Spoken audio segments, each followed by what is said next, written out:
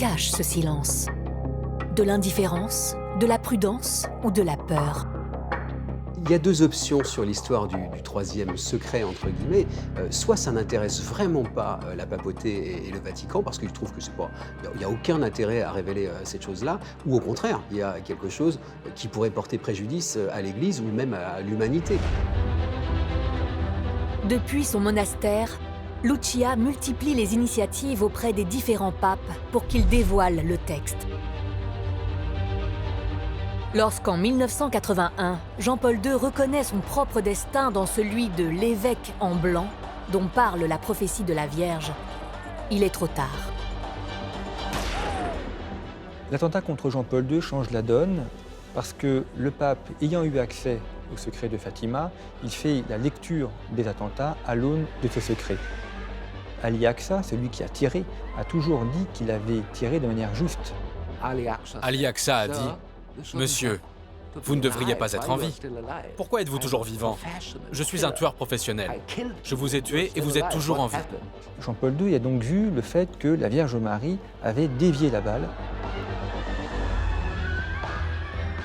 Qu'on croit ou pas aux apparitions de la Vierge à Fatima et à ces histoires de secrets, il y a quand même des coïncidences qui sont quand même étonnantes. On va parler par exemple de la date de l'attentat du pape Jean-Paul II, c'était en 1981 et c'était un 13 mai.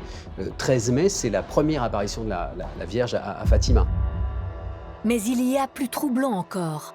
Après le drame, Jean-Paul II souhaite exprimer sa reconnaissance à la Vierge depuis le Portugal. Ultérieurement, Jean-Paul II se rend à Fatima. Il fait don de la balle qu'il a blessée lors de cet attentat. La balle est mise dans la couronne de la statue et en plus, on se rend compte que la balle convient parfaitement à la place à laquelle elle était destinée. Comme si la balle avait attendu de retrouver sa place depuis 1917.